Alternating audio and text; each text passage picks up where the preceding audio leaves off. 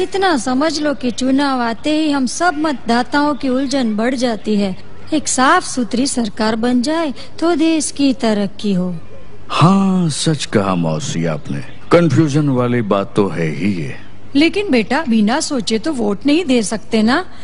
बुरा नहीं मानना, लेकिन वोट मांगते हो तो इतना तो पूछना ही पड़ता है कि पार्टी के नेता कौन है, उनकी नीयत कैसी है, पार्टी के मैनिफेस्टो में क्या है। नीयत का तो क्या है मौसी, एक बार मिली जुली सरकार बना ली तो बस नीयत तो अपने आप साफ हो जाएगी।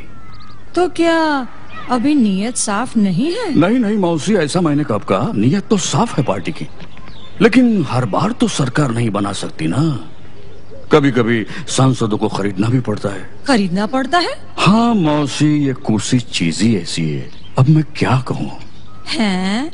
तो क्या ये सब कुर्सी के लिए? छी छी छी मौसी, वो और कुर्सी के लालची ना ना। लेकिन एक बार भ्रष्टाचार की आदत हो गई ना तो मौसी, हर काम में पैसे लेने की आदत इन मंत्रियों को किसी ने सिखा दी और अंडर टेबल पैसे लेने लगे, तो फिर उसमें बेचारी सरकार का क्या दोष।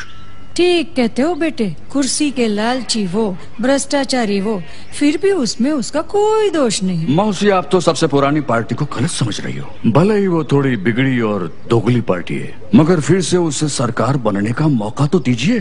भ्रष्टाचार की आदत तो सिर्फ 5 साल में छूट जाएगी। अरे भैया, मुझे बुढ़िया को समझा रहे हो? कोयले के धंधे में हाथ काले हुए बिना रहे किसी के। मौसी, आप पंजे वाली पार्टी को नहीं जानती। विश्वास कीजिए, वो हरी गहरी पार्टी जैसी नहीं है। एक बार सरकार बन गई, फिर वो स्विस बैंक के अपने सभी अकाउंट बंद कर देगी, बस यहाँ की बैंक तगड़ी हो जाएगी। हाय हाय, तो बस यही एक कमी रह गई थी, स्विस बैंक में काला धन भी जमा है। तो उसमें कौन सी बुरी बात है मौसी?